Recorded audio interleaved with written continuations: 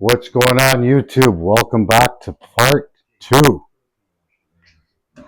Well, I hope you enjoyed the fun times and the chaos on my first part.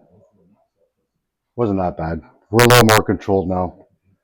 So now for my meal prep, I'm getting close to the end for plating and measuring and weighing everything out. So we have our rice done. I put the Instant Pot away and I just took the insert out. But as I was telling you guys about seasoning your water, all the spices are in there, are all locked into the rice. When I boiled the chicken, I took it out, shredded it, mashed it up with the mashing tool I have. I love that thing. We've got the extra lean ground chicken that was cooked in batches, so that's all done. Like I was saying before, the best way to approach this so that the food doesn't sit out too long, we want to definitely prioritize food safety. So try and do things in batches. I tried not to do or try not to use too many dishes and pots and pans, but you know what? Sometimes I'd rather focus on a healthier, safer cooking method and being mindful about my digestion and my gut health. Oh, and that beautiful roast that we seasoned, check that out.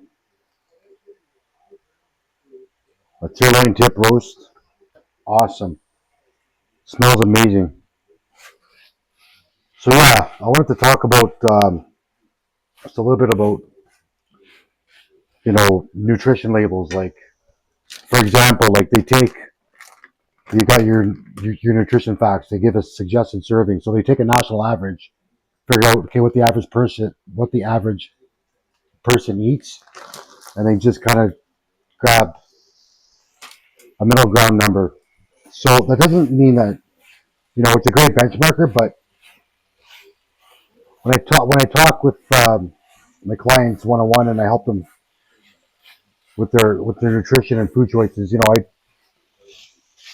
I try to emphasize everything with, of course, your food choices. You can substitute different foods. You can make healthy eating really easy, really simple, and really delicious. And just being mindful about your food choices. You can have that happy medium, that 90-10. You can go off plan a bit, of course. But the other thing I also emphasize is just being aware of the amount of food you're eating, your portion control. Just for example, like I've got my containers here. Just because this container is this big, it doesn't mean to fill it to the top. So for me, I'm more comprehensive. I'm very, very detailed, of course, because being a bodybuilder, I've got all my macronutrients dialed in relatively close to my body weight and my activity level. So, I mean, I use a scale. So everything I weigh out. In terms of like the fillers, like the vegetables, it's very low calorie. So I usually just use a measuring cup, whether it's a quarter cup or a half a cup. So always prioritize protein. That's number one. Fill that up, palm size, and then everything else follows. Fill your plate or your container with lots of vegetables. Really good for you, of course. A lot of antioxidants, a lot of vitamins, minerals, and I love spinach. And spinach, asparagus, really, really good for you.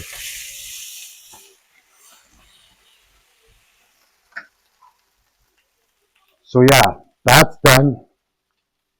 We pan-seared that beautiful roast, and we've got the spinach. As you guys know, when you cook spinach, it cooks down to like nothing.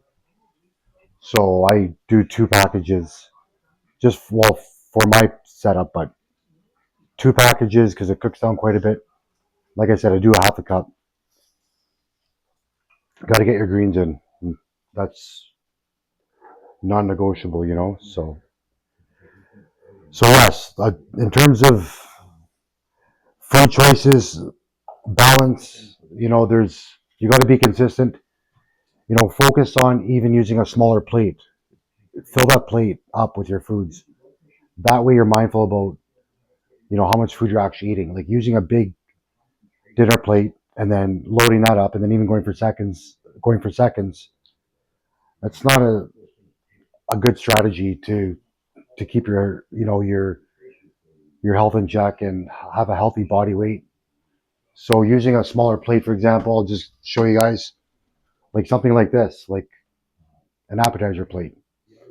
It tricks your brain into thinking you're eating more.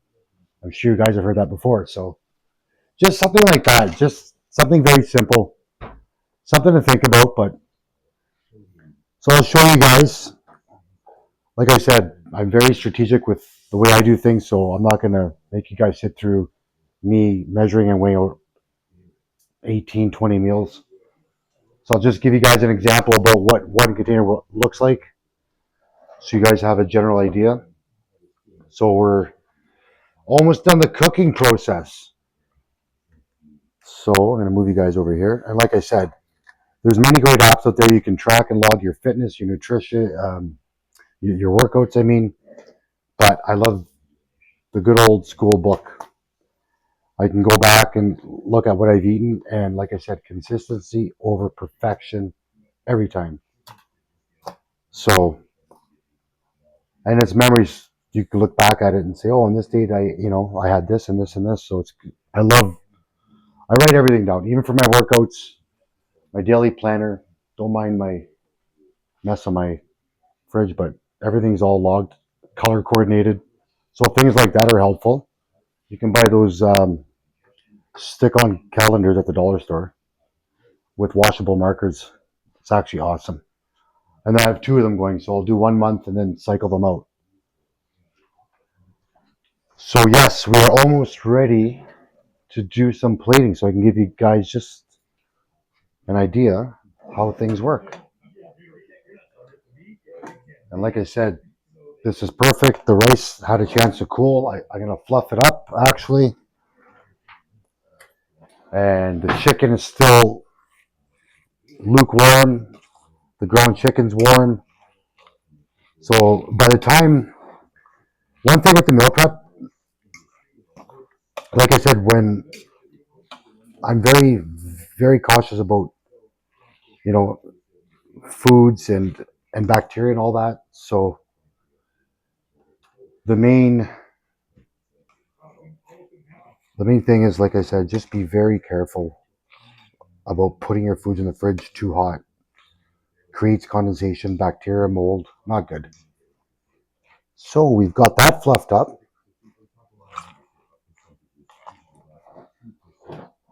So I'll just, like I said, I'll show you guys a couple of meals, how I do it, how I set it up. And we're almost there. And then the fun part, we have to start doing the dishes. And a message for the fellas, do your significant other a favor and do the dishes. Don't leave the dishes. All right. So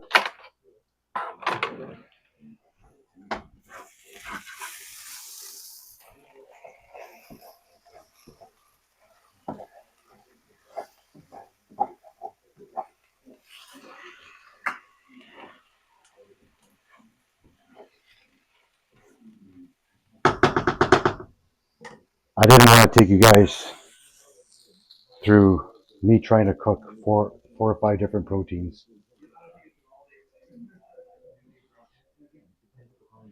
So let's leave you guys over here up on the counter. Have a seat at my kitchen bar. Hang out with me for a little longer. All right. One man production crew, huh? So, like I said, smart food choices, being mindful and smart about how much you're eating. Like I said, you don't have to be technical, but I will coach people if they want to take things to the next level. If they want to get into competitive bodybuilding, we'll go right down to the microgram. But these are useful. It helps you stay consistent, and you know what you're having at every single meal. So that's That's priority. Is being consistent every meal, and from there you will see great success in no time. So we're tearing out at zero. So for me, just for my dietary needs in the off season, I'm doing 100 grams of basmati, and I love basmati. Look at that. You'd think I would have done this a few times. Basmati, like I said, it's low on the glycemic index. I think it's around 56 or 58. Doesn't spike your blood sugars too high. Jasmine's a bit higher. Black rice is actually another really good rice. A lot of people are getting into that. I highly recommend black rice, guys. But for me, I love the basmati. Gentle on my stomach. So now we're going to get into the chicken. I can rhyme off some numbers to you guys, but my chicken, what am I doing right now? See? Doing 150 grams of chicken. It looks like a lot because there's a lot of volume because I shredded it, so it looks really bulky, but it's light. And that's the other reason why I like to do this way because, like I said, it's very light and it breaks down a lot faster. So, whenever possible, so like I said, with my cooking method, you basically boil the chicken, set it, forget it, put the rice on. When you take the chicken out, you throw it in a big bowl, heavily season the water while the chicken's boiling, and shred it with a mashing tool. What's nice too, it's kind of like a pulled pork. So if you want, I will say this with confidence. There's nothing wrong with a little extra added sauce, but be mindful about what sauce you're using. For example, I'll show you guys one. Don't, use a whole jar or a container in a week, but G. Hughes, he's got great products out there. Amazing. Love this stuff.